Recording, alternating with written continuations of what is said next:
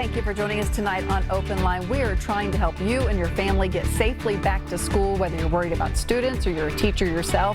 And tonight our viewpoint is coming from teachers. We are talking with the folks from two teacher unions across our area. We have Amanda Kail here from she's the president of MNEA, that's the Metro Nashville Education Association, and Laura Schlesinger, she's the president of the Rutherford County Association. Just wanted to regroup there for folks joining us here at the half hour. We've had some great calls and I want to start right back with them.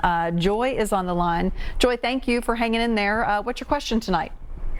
Yes, my question is, I agree. I don't think the kids should have to go back to school with the virus numbers so high as they are.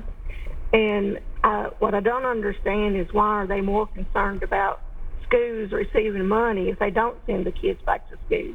Our kids' lives depend on our decisions. And these teachers has got a right to stand up and speak what they're speaking. And somebody in authority or somebody that can do it needs to stand up and be man enough or woman enough to say, hey, these rates are too high. I'm not sending my child back to school. We're going to close them down until we can get these numbers low. We closed in March and the rates wasn't that high. And now look at the rates. They're even higher and you're wanting to send our babies back to school. All I can say is God help whoever opens those doors at school. And you teachers, you go on and you get this out there and hopefully they'll listen to you. Thank you. Joy, thank you. I'm going to move right on here to Lane so we can get a few callers in. Lane, you're on the line. Go ahead. Hi, Lane. You're on the line. Go ahead with your question. Okay. Is that me? It is you. Welcome to the show. Okay.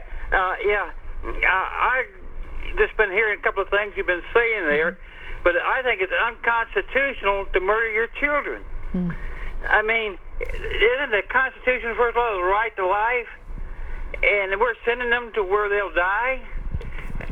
So what are the parents to those kids? Are they murderers? Are the teachers murderers? You're going to murder your children? Look, I'm a Republican and I support Trump a lot, but he's dead wrong on having these kids go back to school. I mean, this is just dead wrong. And I talked last week, and you a reporter, and you had some big-time teacher association in charge talking, and it seemed like you two people were hand in hand together, and all you thought about was pride in your own teaching ability and money. Your children don't mean no more than that. God help you. God forgive you for your ungodly ways. And the Constitution says they have a right to life. And that's all. I hear what you're saying, I gotta pray for Lane. you all, but God bless you. You need help. Lane, thank you. Bye. All right, thank you for calling in. Let's see if we can get to Sam real quick. We've got a lot of calls coming in tonight. That's a good thing. Sam, go ahead. Hi, how are you all this evening? Good. Go ahead. Good. I wanted to make a comment. I've been in education. I was I worked for the state in education probably over 20 years ago. But the teachers have a right to be safe. Kids have a right to be safe. Nobody knows where this thing is going. They don't only interact with the educational staff. You have the janitorial staff. The kids will be around. Kids talk to janitors. They're their friends. I remember when I was in elementary school, Mr. John was one of my favorite people at the school. Not only was he there at the school, he was my neighbor down the street. You have kids on the bus that they interact with. You've got the dietary staff that they interact with. You've got a lot of people. This doesn't just focus on one demographic of a little pod of 10 kids, and everybody knows you're going to have more than 10 kids. You're going to have to be navigating around COVID-19 plus the yearly winter colds that kids get, that I was always taking something to try to make sure I kept myself well, because you're around them. They're going to hug you. They're going to run up. They're going to have little snotty hands. It goes with the territory. Yeah. So, it's a lot to look at, but I think the governor needs to stop listening to the president.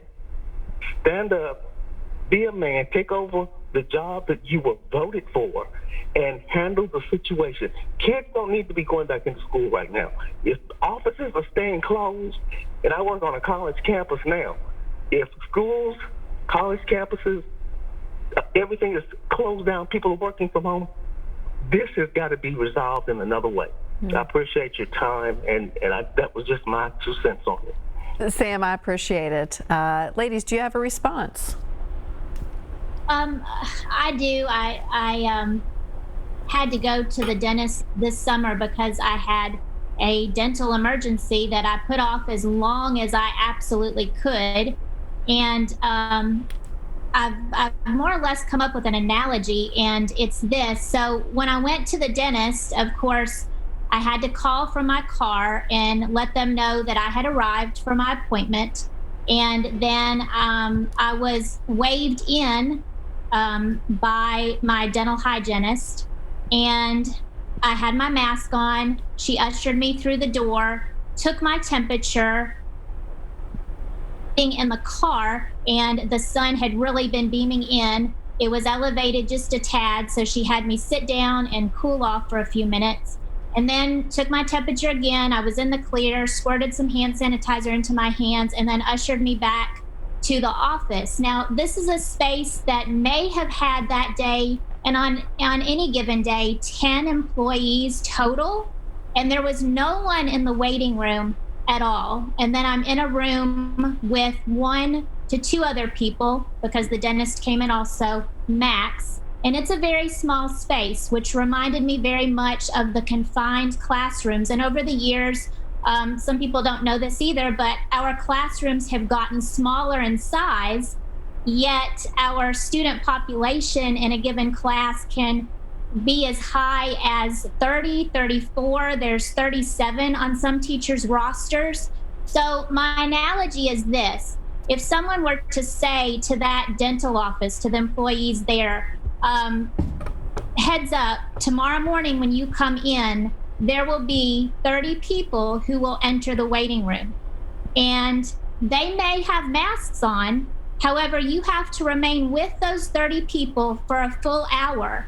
And those 30 people will change. They will leave every hour on the hour for 7 hours with another 30 people who may or may not have masks on.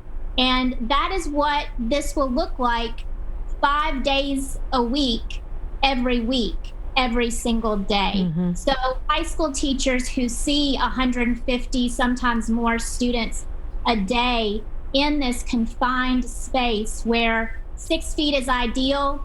My doctor informed me every additional 3 feet you can add to the 6 feet lessens your chances by half, which is huge. Our classrooms were not designed. We are designed to educate the masses, and they're not designed to come anywhere close to accommodate social distancing. Nothing about our schools accommodates social distancing. As a teacher, when will you feel comfortable being in that classroom with those kids that you just mentioned? What are the conditions? Like Amanda said, when the numbers go down, the numbers continue to rise. We are at an all-time high number. We are in the red now in Rutherford County, from what I understand. So that is certainly a red flag, pun intended. It's not safe right now, but I agree with her. It's not necessarily to say that all cases are eradicated, but we have got to get the numbers down and get those numbers stabilized before we even attempt to re-enter the schools. And then when we do re-enter physically, have so many plans, so many safety plans, so many safeguards in place.